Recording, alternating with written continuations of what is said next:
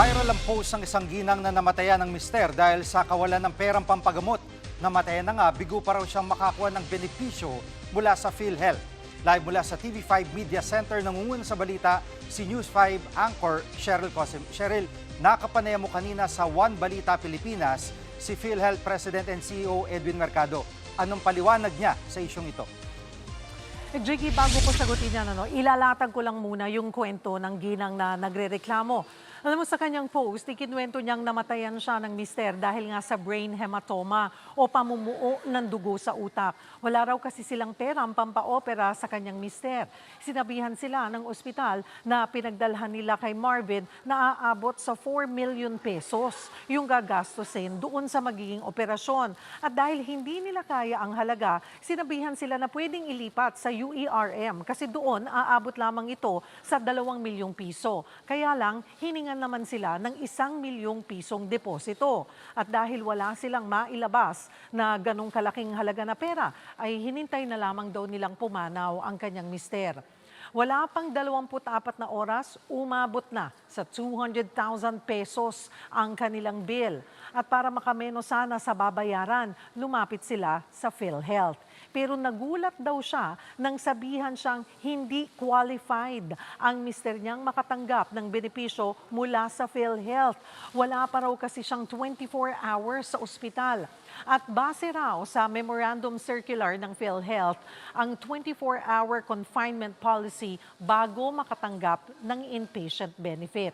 Hinaing ng misis ng yumao, walang mintis na nagbayad ng kontribusyon ang kanyang asawa sa loob ng 25 taon, pero wala siyang natanggap na benepisyo.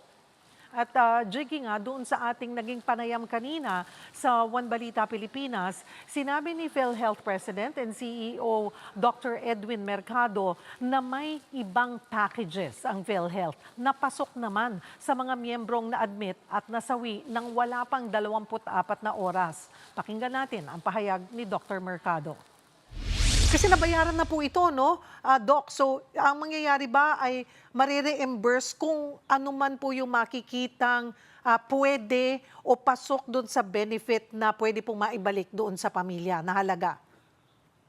Tama yan, Cheryl. Na pag-agrihan po na meron pong makukuha at ito po ay amin pong ipuna-process na. At ito po ay agaran po naming i-reimburse kapag po nakuha na namin yung mga required na documents. Sa isang banda, Cheryl, parang hindi masyado makatao yung wala pang 24 hours sa ospital. Paano kung emergency case at medyo mahirap yung kaso? Pero sa ganun pa man, ano yung makukuha ng members na wala pang 24 hours sa ospital? Jiggy, ayon kay Dr. Mercado, case-to-case basis ito.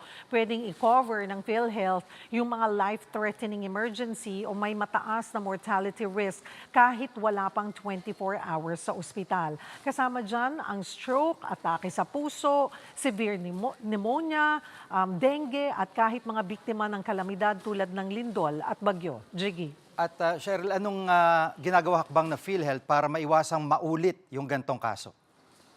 Sa ngayon, pinalalawak daw ng PhilHealth, Jiggy, yung mga benepisyo at dagdag pa na coverage sa mga pasyente. Kasama dyan ang outpatient ER benefit package. Pakinggan natin ang pahayag ni Dr. Mercado.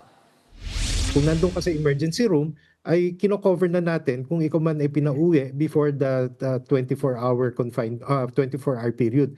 Yun namang mga nako-confine at kailangang i-transfer, for example, ay kino-cover din natin yung mga ambulansya at saka yung mga transfer cost ng ating mga pasyente.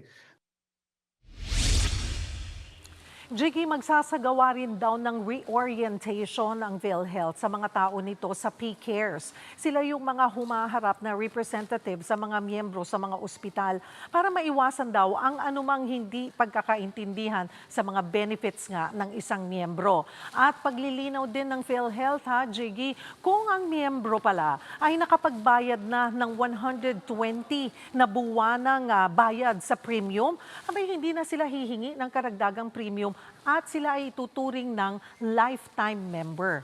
So yan muna ang latest. Balik sa'yo, Jiggy. Yan po ulat ni Cheryl Cosim live mula sa TV5 Media Center. Mga kapatid, Jig Manikan po, pagdating sa mahalagang balita sa loob at labas ng bansa, dapat una sa lahat, mag-follow at mag-subscribe na sa social media pages ng News 5.